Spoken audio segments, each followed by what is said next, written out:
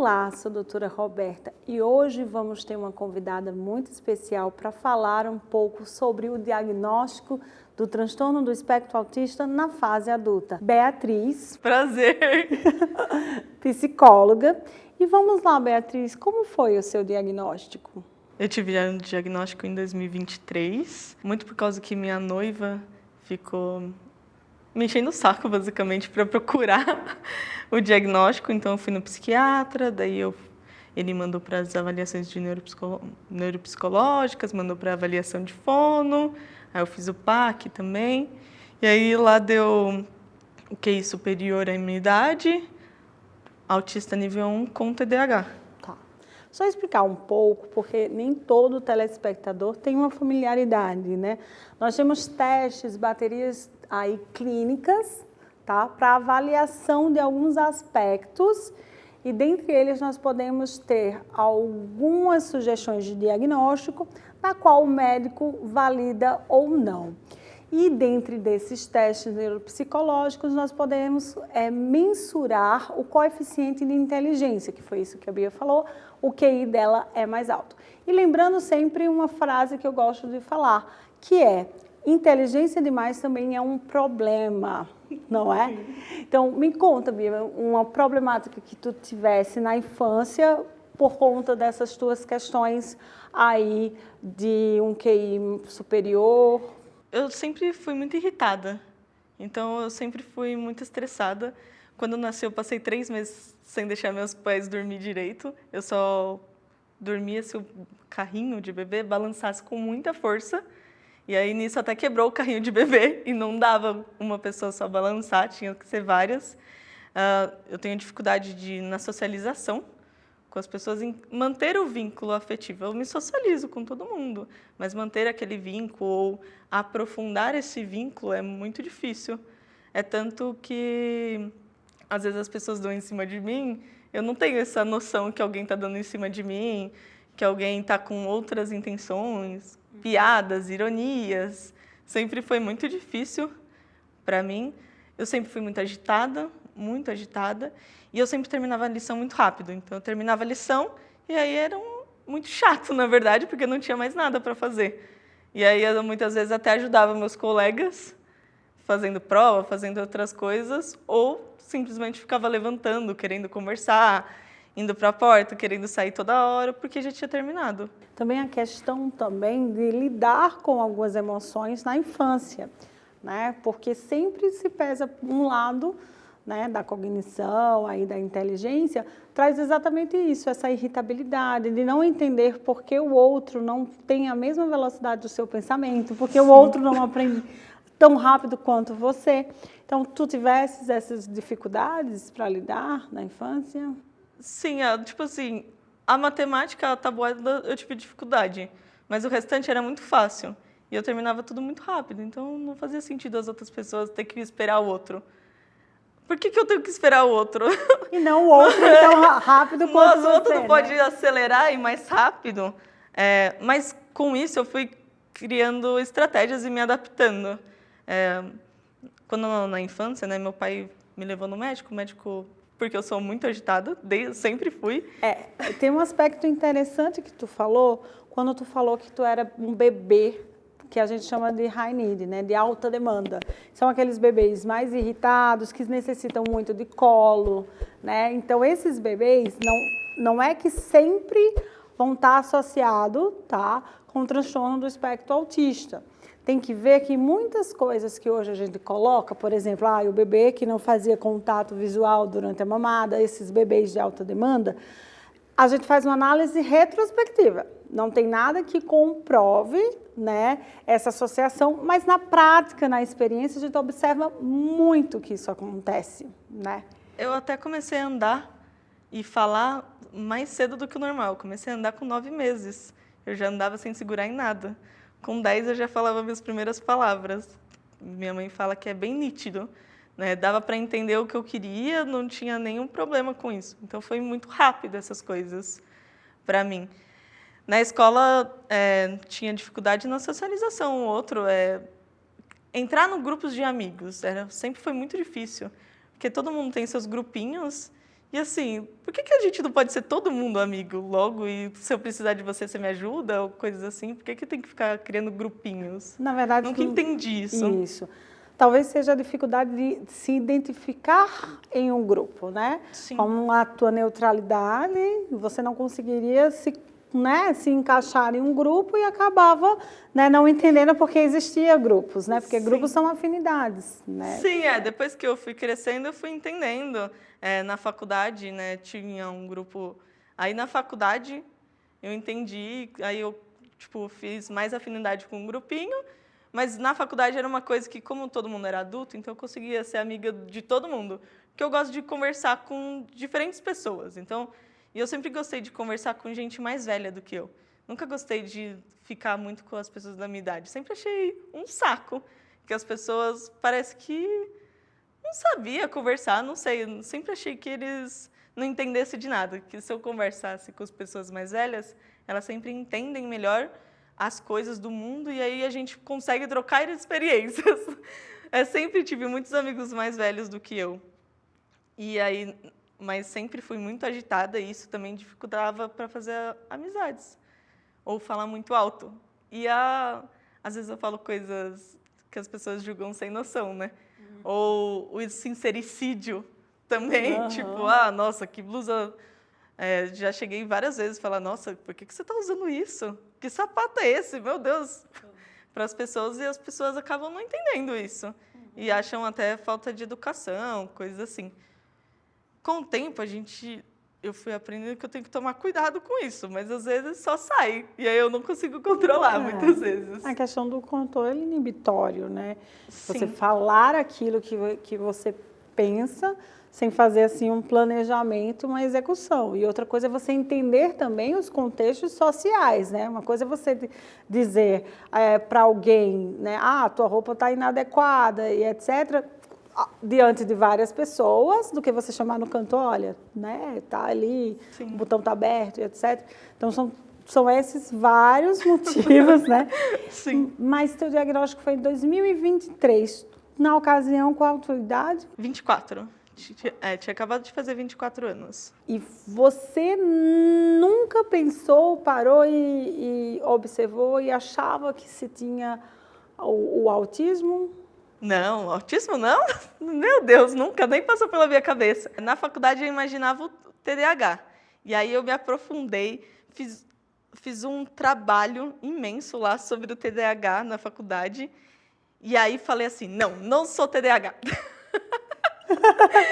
E até na apresentação, eu lembro que no final eu falei assim, concluindo a apresentação, vocês veem que eu sou muito agitada, mas é só uma ansiedade.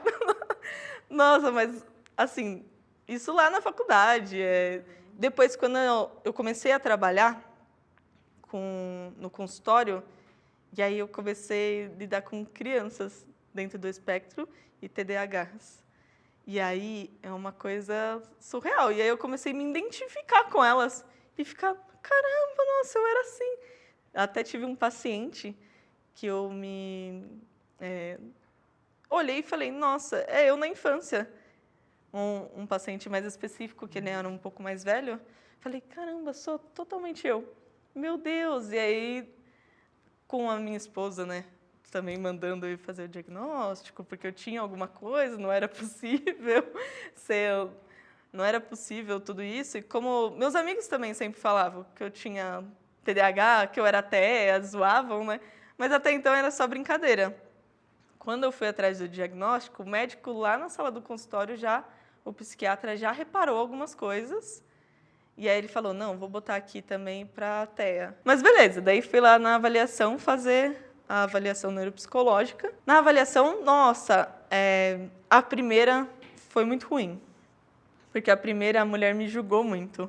Então, a mulher pegou... A examinadora.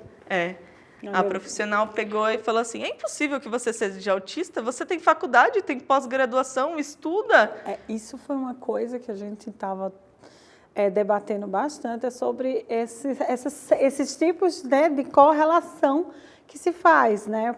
Por exemplo, uma mãe que já falou, ele não parece ter autismo, ele é tão bonito para ter autismo, então assim, então quer dizer que qual é a correlação? O autismo é correlacionado, né, com ser feio?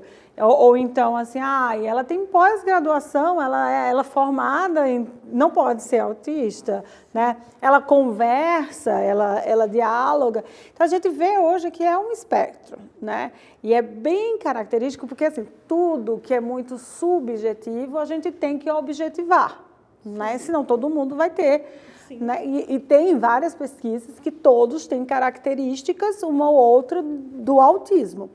Mas, contudo, existem algumas nuances previstas, inclusive, no DSM-5, que é um manual que a gente seguia, tá? Porque precisamos ter critérios, precisamos ser objetivos para que também sejamos eficazes no diagnóstico, né? Na precisão de diagnóstico. E lá é muito específico, que é a dificuldade em entender, compreender e manter os relacionamentos dentro de contextos sociais.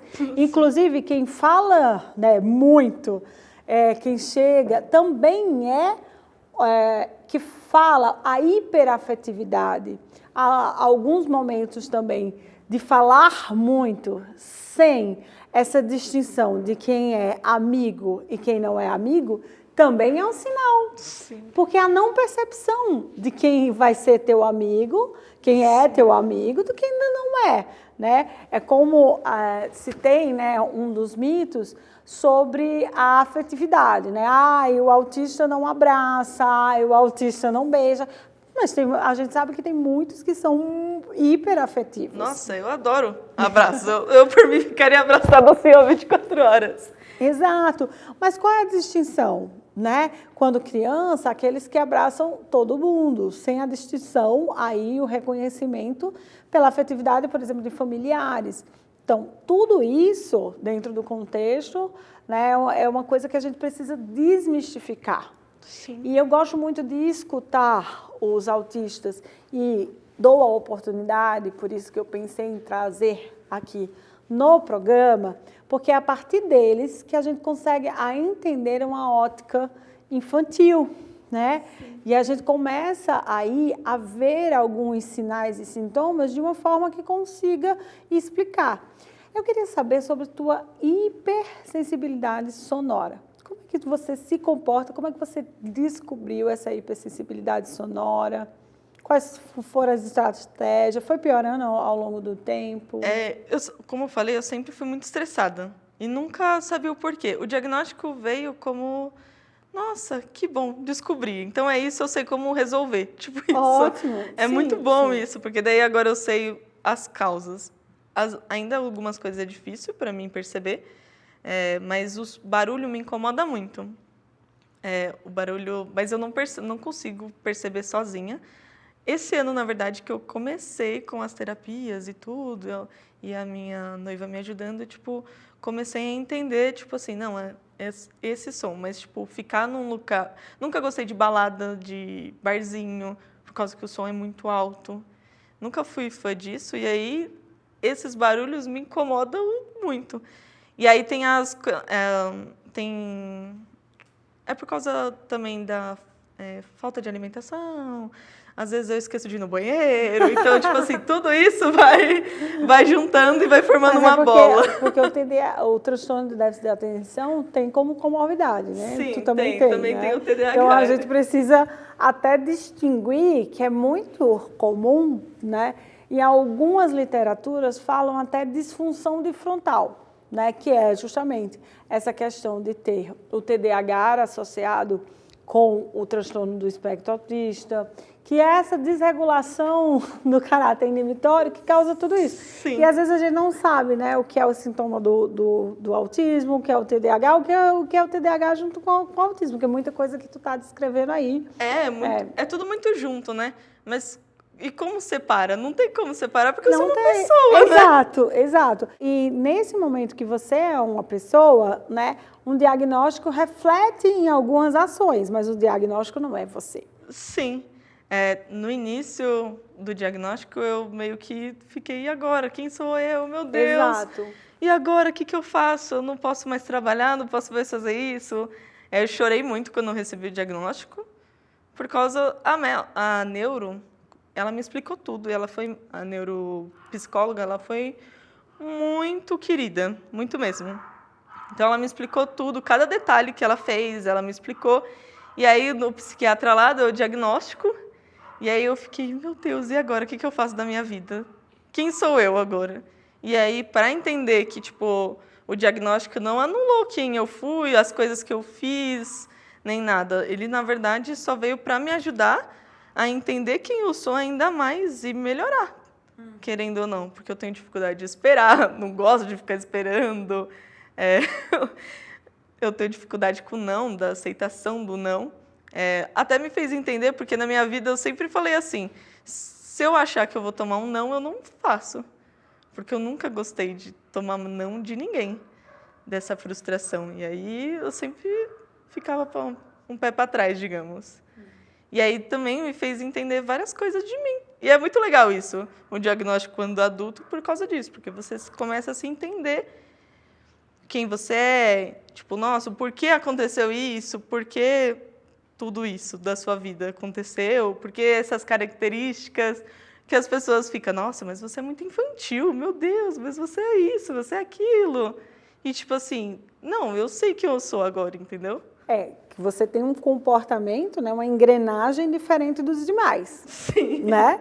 Então, assim, essa engrenagem tanto é por conta do TDAH, quanto é por conta do autismo, né? Sim. Então, você entender aí como funciona a sua engrenagem, quando a maquinaria der problema, você sabe onde vai, né? É tanto que a gente advoga muito, a gente, né, fala do diagnóstico em qualquer idade. Eu sempre falo, gente, o diagnóstico é libertador, Sim. tanto para se compreender, quanto para você planejar algumas ações aí para o futuro. As demandas, elas vão passando, demandas sociais, né? Demandas de vidas, as histórias que vão acontecendo ao seu redor. Então, quando você já tem o diagnóstico, algumas coisas que você vai também fazer um suporte, por exemplo, eu já sei que eu sou autista, vou passar por determinada coisa, vou pedir um suporte. Né? As estratégias adaptativas também são melhores visualizadas. Na escola eu usava muito estrela, então meu caderno era lotado de estrelas em toda parte, o caderno todo. Foi um dos recursos que eu utilizei, sempre, na verdade até hoje eu utilizo. Quando eu acho alguma coisa chata, digamos, e eu não posso levantar, eu sei que eu tenho que ficar ali, e daí eu sempre levo alguma coisa para ficar riscando, fazendo estrelas, coisas assim, e tentando se adaptar, né, às coisas. E tentando utilizar os recursos adaptativos quando eu sei de algo, mas nem sempre eu sei o que vai acontecer. Então, eu tenho que me dar meu jeito. Mas acho que eu fui aprendendo a lidar na minha vida toda. Então, depois do diagnóstico, na verdade, só foi mais a aprendizagem sobre mim. Porque eu não entendia, uma coisa que eu não entendia era como que as pessoas conseguiam planejar o futuro delas. E eu não. Tipo assim, elas conseguem planejar o dia de amanhã, daqui 5 anos, o que eu vou fazer daqui 10 anos. Eu nunca fui assim, eu sempre fiquei tipo, vamos lá, a vida se que segue. Tipo, essa parte de planejamento do futuro, eu nunca tive isso. Tu és formada em psicologia. Sim. A escolha da tua profissão teve alguma correlação com o possível diagnóstico do TDAH na época, né, que você pensava que desde a infância só era no TDAH? Teve alguma influência aí você ter sido uma criança atípica com a escolha da psicologia? Não teve nenhuma influência. Na verdade, eu tinha passado em engenharia, mas aí meu pai mandou eu escolher uma faculdade, cheguei lá na hora, ele falou assim, você vai ter que escolher de qualquer jeito uma faculdade. Aí eu falei assim, vai psicologia, porque eu fazia RH na época, técnico de recursos humanos, e aí eu tinha uma professora muito legal que me ensinava coisas lá da área de psicologia organizacional. E aí eu comecei a gostar, daí eu cheguei lá na hora e falei, vai psicologia. E meu pai sempre me colocou em diversas coisas para fazer, então eu sempre fiz muitos esportes. A minha rotina de segunda a sexta era lotada, era handebol, futebol, porque eu fazia em 2 lugares futebol, jogava porque eu gostava muito. e precisava gastar energia. Então, meu pai colocava, daí eu fazia inglês, francês, espanhol, eu fiz informática, eu fiz um monte de coisa e técnico de recursos humanos, e aí veio a faculdade. Mas a faculdade não teve nada a ver com a escolha. Mas eu me encontrei depois que eu terminei a faculdade, porque durante eu ficava, nossa, que incrível tudo, né? Principalmente a neurociências, eu ficava muito apaixonada e ficava, nossa, que legal. E eu dormia nas matérias. Até teve uma professora que falou que eu não ia me formar e não ia ser ninguém na vida, porque eu dormia na aula dela e aí na prova eu tirava 10 e ela não entendia como que eu conseguia dormir na aula dela e tirar 10. Mas, tipo, para mim era muito fácil a aula dela. Eu tinha, porque era de filosofia, porque na área de psicologia tem umas matérias de filosofia, umas coisas assim. E como eu tinha acabado de sair do ensino médio, estava tudo muito fresco. Então eu dormia mesmo nas aulas e tudo bem. Outro aspecto do teu sono, tivesse algum problema? Além daquele quando você disse que quando você era bebê, tinha a questão de ser... Eu até fiz recentemente, há um ano atrás, 2024, eu fiz um mapeamento do meu sono para ver se tinha alguma coisa, não deu nada. Mas eu sempre caí da cama, sempre me mexi muito, então, até hoje, eu dormia reto, acordava na posição invertida, mexia, virava a cama toda, tirava os lençol, não importasse quais, às vezes acordava no chão, já caí várias vezes da cama, porque até meu sono é muito agitado, então até hoje eu durmo, mas aí eu rodo pela cama, me mexo muito, não paro de me mexer durante a noite. Mas o exame do sono não deu nenhum problema. Então, quem somos nós para achar que você tem algum problema do sono, né? E hoje, né? Você sendo paciente também, né? Tu falou Sim. que faz terapia. Faço fono, terapia ocupacional, psicopedagoga, 2 horas de psicóloga e fazia musicalização também. Continua fazendo muita coisa até em adulta, até na terapia. E você hoje, sendo paciente, como é que é a sua visão? Nossa, eu adoro ser paciente, acho incrível. Mas é legal que eu tenho, até por ser da área, eu escolho os profissionais, entendeu? Também, porque eu avalio os profissionais e vejo se enquadro ou não dentro do que eu espero. Mas eu tenho muitas dificuldades e cada profissional tenta entender essas dificuldades que eu tenho. Mas tem lugares que não entendem. Eu já tive até problemas com clínicas, já foi quase humilhada. Eu me senti meio humilhada numa das clínicas também, por causa do diagnóstico. E aí, depois eu descobri uma outra clínica que me acolheu super. E aí a gente consegue trabalhar as minhas dificuldades realmente nessa. Isso é uma grande questão na atualidade. Temos várias clínicas que atuam na infância. Sim. Já começamos a ficar meio capengando aí quando chega na adolescência. E para adultos, né, é bem difícil conseguir, né, se manter na terapia e etc. Então, realmente, essa habilidade, qual faz aba mesmo? Faço aba. Certo. Então, é uma questão que todo mundo vê que o tratamento, a aba, era mais voltado a esse treinamento, é mais para criança e etc. E hoje a gente não vê, né? Óbvio que a modulação de um comportamento infantil, ele é mais fácil do que a modulação do comportamento adulto. Sim, nossa, sim. Né? Por quê? Porque você também criou já estratégias adaptativas. Sim. Né? Aí vem a pergunta, se tuas estratégias adaptativas, elas podem funcionar para ti, mas que são corretas ou não, né? Não sabemos. Então, assim, porque muitas vezes nós temos a adaptação, nós conseguimos a adaptação, mas há 2 pontos que a gente tem que ver. O quanto custou isso do sofrimento psíquico, né? Sim. Do quanto custou você se adaptar ali às questões de cognição social, de não pertencer a um grupo, Sim, nossa, era bem difícil mesmo. Mas fui me adaptando. Hoje, os testes e tal não deu ansiedade, né? Mas eu tenho uma ansiedade nas minhas interações sociais. Que daí eu aumento o volume de voz, eu fico me balançando, me mexendo bastante. E tem isso, eu acho que foi uma coisa que... Mas também, há 20 anos atrás, era muito pouco falado, né? Os diagnósticos era muito diferente de hoje. Hoje a gente tem profissionais capacitados. E o segundo ponto que eu ia falar, né? O primeiro é as questões de sofrimento, e o segundo ponto que você é mulher.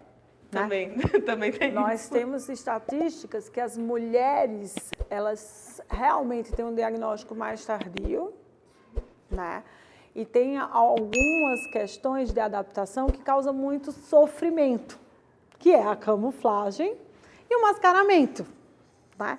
Você tentar, mesmo que eu não entendo porque que eu tenho que seguir aí, mas eu tenho que seguir a manada, porque eu tenho uma questão, né, aí que eu entendo que eu preciso me socializar, né? Não consigo manter muito bem, mas eu preciso me mascarar, eu preciso camuflar alguns comportamentos para poder ser encaixada na sociedade.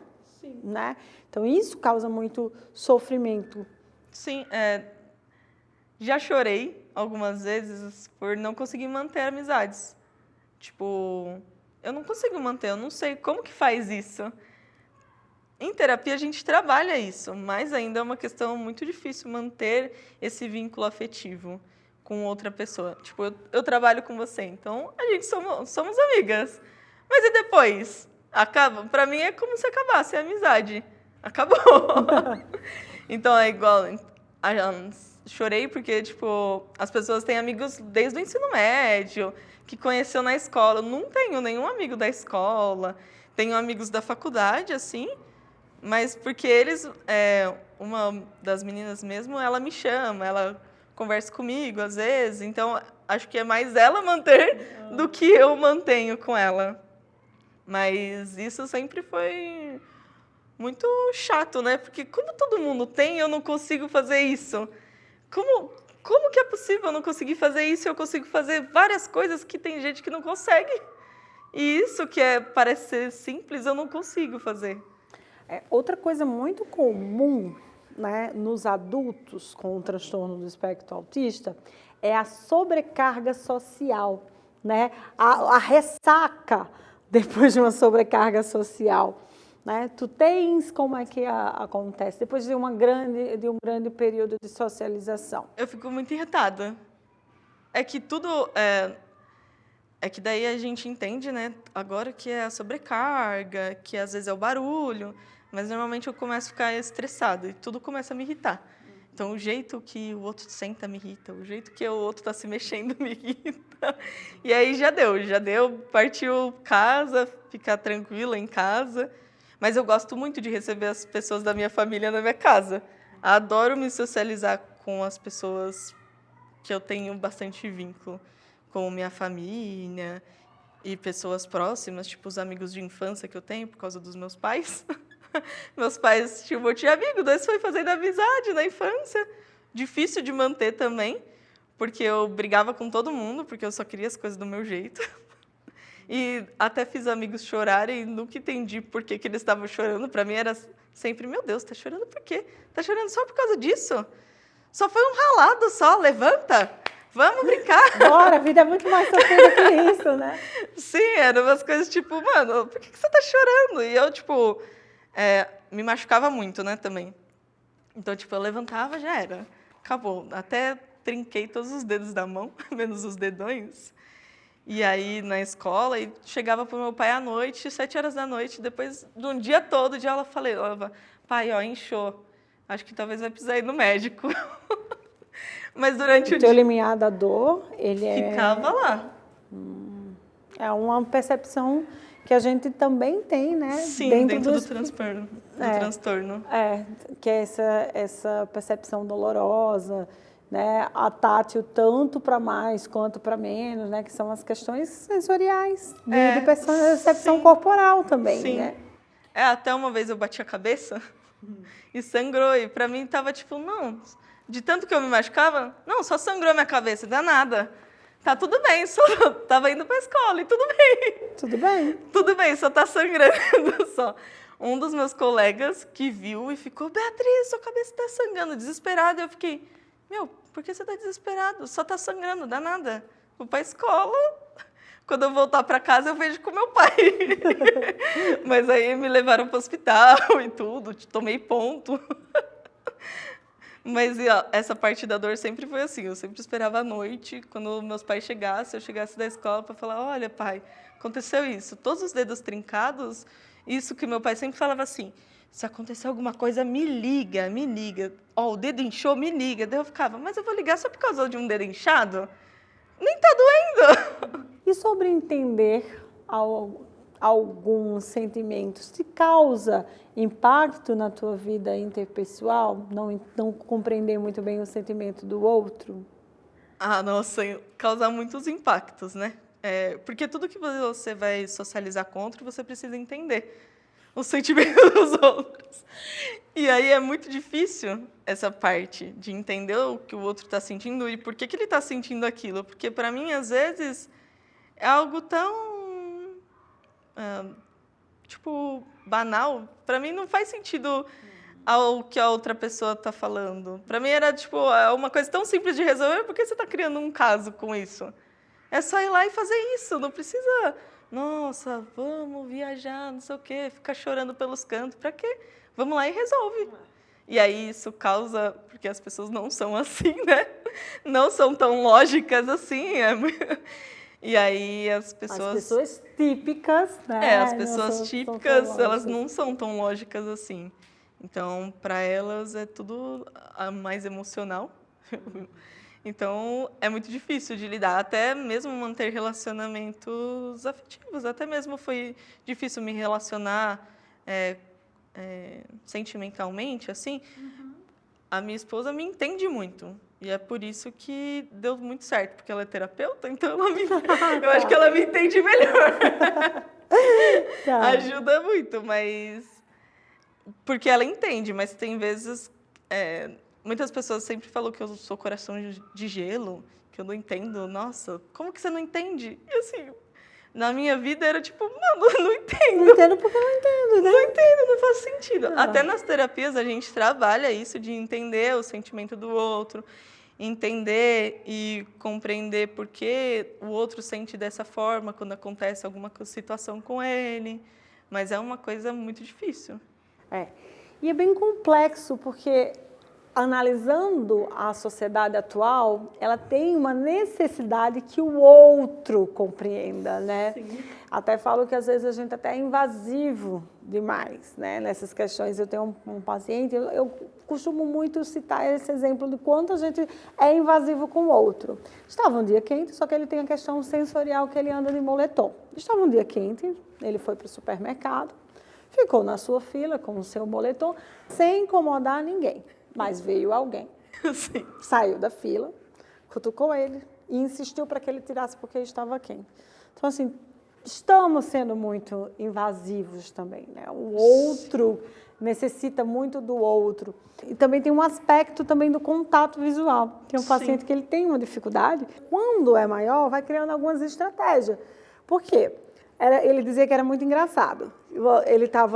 Ele não tinha essa dificuldade de falar do contato social, e aí ele ia assim, aí a pessoa ia assim, ia seguindo até que conseguisse o contato.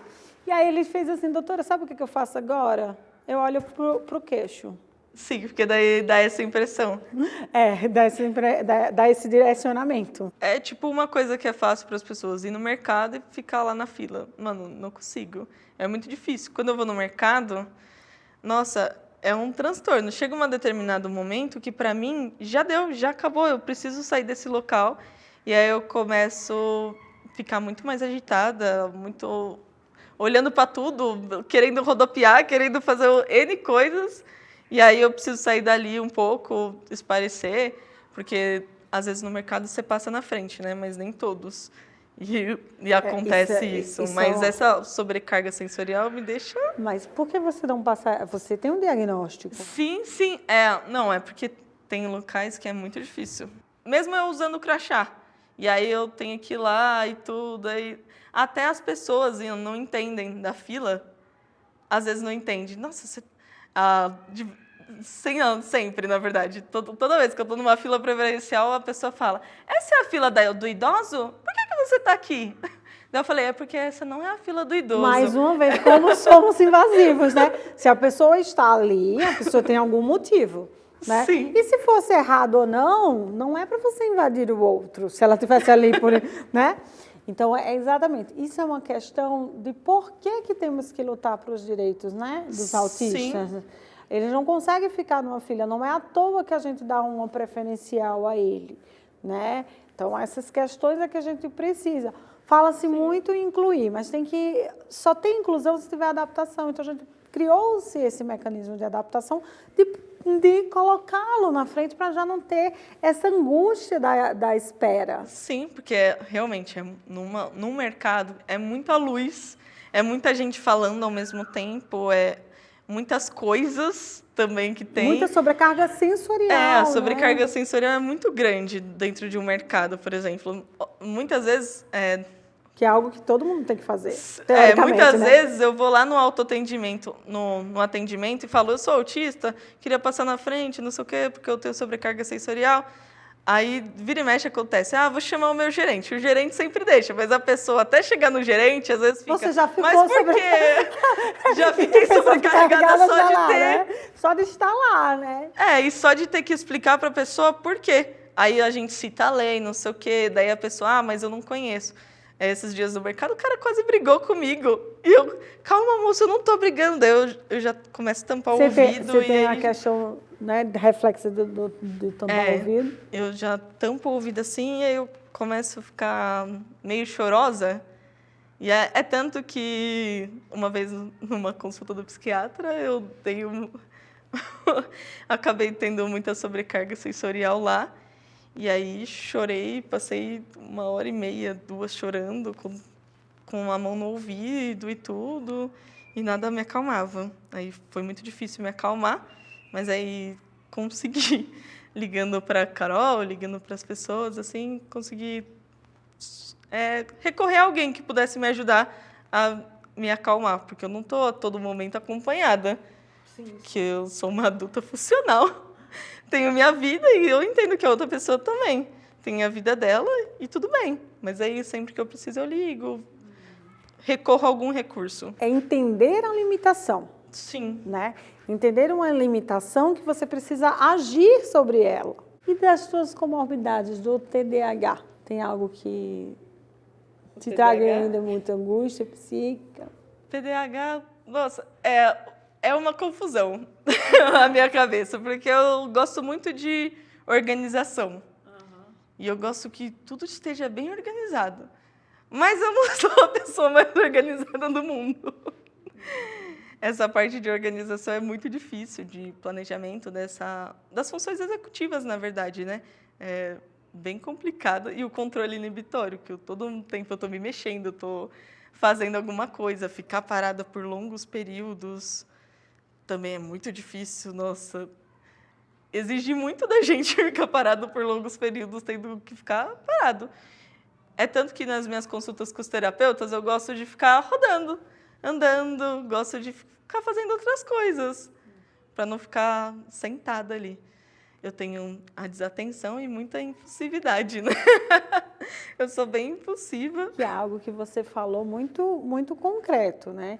Existe muita confusão da impulsividade com a ansiedade. Tu não planeja o futuro, tu não tem um caráter ansioso, mas você é impulsiva, você quer o imediato, né?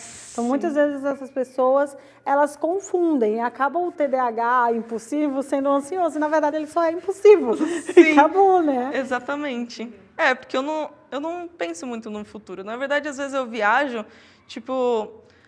Nossa, que sapato legal. Olha, parece de cobra, por exemplo, do seu sapato. A gente fica viajando nas coisas ali que tá ali. Eu viajo e acho o máximo, mas não que eu fique, nossa, amanhã eu tenho isso, eu tenho aquilo outro para fazer. A organização de rotina me ajuda muito na previsibilidade, tanto para o TEA quanto para o TDAH, ajudam muito a manter uma rotina e ter ela escrito e no celular. Até mesmo para saber as coisas que eu tenho para fazer ou não, porque senão também esqueço o que eu tenho para fazer.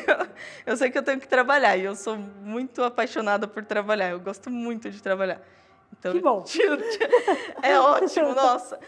É igual nas férias, as pessoas adoram férias. E tipo assim, não importa se eu vou viajar ou não, eu prefiro trabalhar. Deu uma semana de férias, para mim já está ótimo. Já posso voltar a trabalhar agora. Não, olha, tem que esperar, vamos ficar mais... Ai, tem que relaxar. Que relaxar? Não, eu relaxo trabalhando. Aqui, ó. E, Bia, uma mensagem para quem está aí em dúvida se busca ou não o diagnóstico, mesmo que seja tardio. Você vai ter que lutar, na verdade, mas é uma luta interna com você mesmo para buscar um diagnóstico. Mas isso me trouxe tanta paz comigo mesmo e eu sei tantas coisas agora sobre mim que eu não sabia antes, que é muito mais legal agora ter o diagnóstico do que antes que eu não tinha, porque agora eu entendo, eu nunca me entendi. E era sempre muito difícil. E as pessoas falavam, eu sei fazer isso, eu sei fazer aquilo. Daí eu ficava, mas o que eu sei fazer? Quem sou eu? Nunca consegui responder essa pergunta direito para mim mesmo, não para os outros. E eu acho que é isso, quando a gente se conhece, busca o diagnóstico, e aí não só o diagnóstico, mas as terapias também, que são importantes, a gente se encontra. E é isso, o diagnóstico eu me encontrei. E acho que vai ser ótimo para vocês também se encontrarem com vocês mesmos, frente a frente, e falar, não, esse sou eu, de fato. Nossa, ufa, era isso, era tão simples assim. Mas às vezes tem um tempo, né, que a pessoa precisa para ter esse confronto consigo mesmo. Ah, sim. Até mesmo para aceitar o diagnóstico foi muito difícil para mim, na aceitação. Mas aí eu já tinha ido buscar. O mais difícil eu fiz, que foi buscar ele, entendeu? Fui atrás para ver se tinha alguma coisa. Então, aceitar ele demorou, mas as terapias ajudam.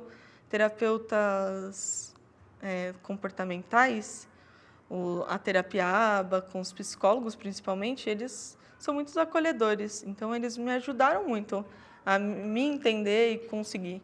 E hoje em dia a gente tem mais terapia para adulto, né? Coisa que não tinha tanto. Hoje eu conheço tantos lugares que atende adulto que há 2 anos eu não conhecia nenhum. E ainda lugar. É muito escasso, como a gente tinha falado, né? Sim, muito nossa, pouco muito.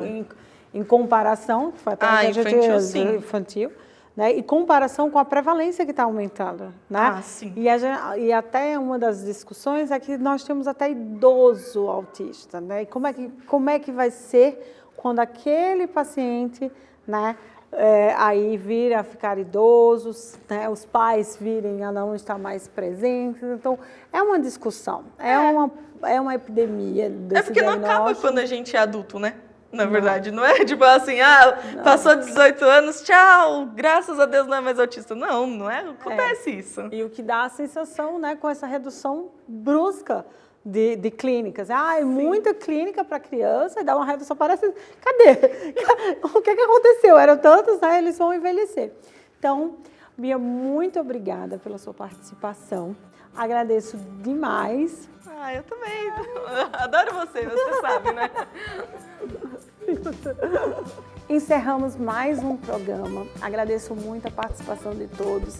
E se você gostou, compartilha, se inscreve no canal e ativa o sininho para notificações.